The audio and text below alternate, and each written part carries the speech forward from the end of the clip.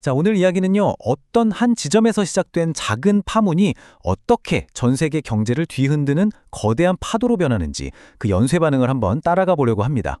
이 모든 이야기의 중심에는요, 바로 호르무즈 해협이 있습니다. 여기가 왜 중요하냐? 전 세계 원유의 거의 20%가 바로 이 좁은 길목을 통과하거든요.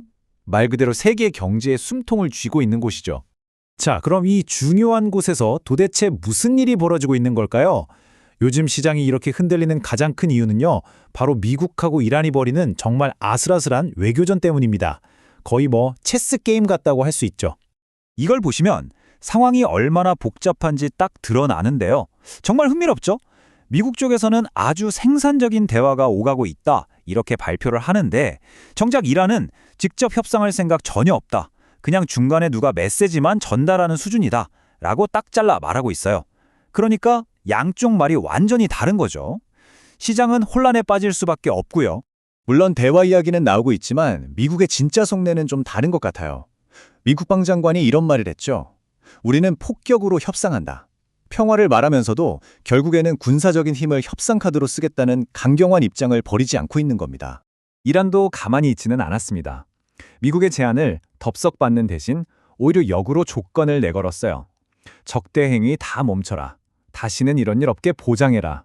전쟁 피해도 보상해라. 그리고 가장 중요한 거, 바로 호르무즈 해협은 우리 주권 하에 있다는 걸 인정하라는 겁니다. 이게 핵심 쟁점이죠. 자, 그럼 이런 지정학적인 줄다리가 우리 경제에는 어떤 영향을 미칠까요? 당연히 금융시장이 제일 먼저, 그리고 아주 크게 반응하고 있습니다. 말 그대로 거대한 파도가 밀려오고 있는 거죠. 시장이 얼마나 민감하게 반응하는지 이걸 보면 바로 알 수 있습니다. 휴전할 수도 있겠다? 이런 기대감, 아주 작은 낌새만 보였는데도 국제 유가가 곧바로 2% 넘게 뚝 떨어졌어요.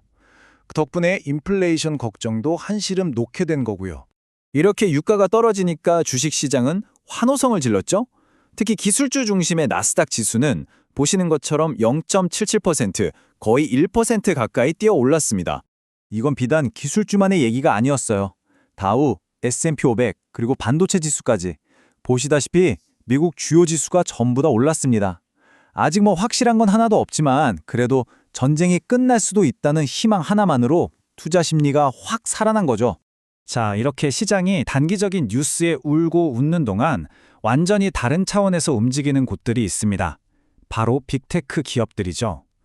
이 사람들은 지금 당장의 유가나 주가 변동보다는 훨씬 더 큰 그림, 바로 인공지능, AI 패권을 누가 쥐느냐 하는 장기적인 싸움에 모든 걸 걸고 있습니다.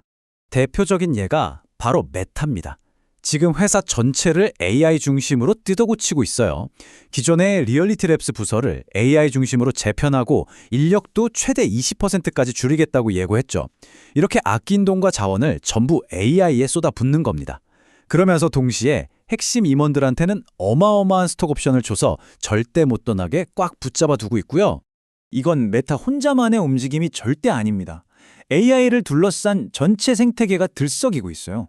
AI 서버를 만드는 델, 주가가 한 달 만에 거의 50%나 폭등했고요. CPU 만드는 AMD랑 인텔도 가격 올린다는 소식에 주가가 7% 넘게 뛰었죠.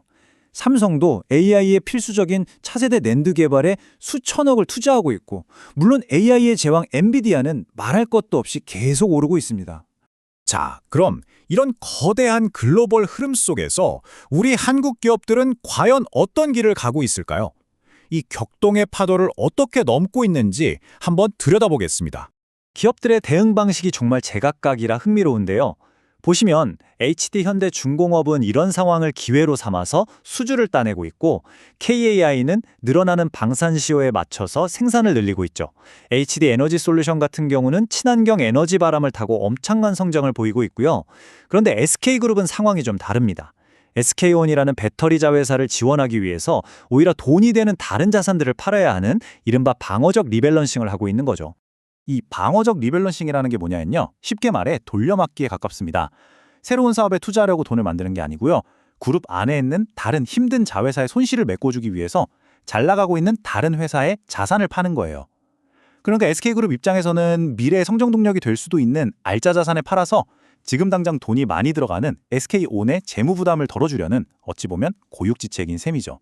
자, 지금까지 중동의 외교 문제에서부터 글로벌 시장, 그리고 기업들의 전략까지 쭉 훑어봤습니다. 그럼 이걸 전부 관통하는 핵심, 큰 그림은 뭘까요? 결국 이겁니다.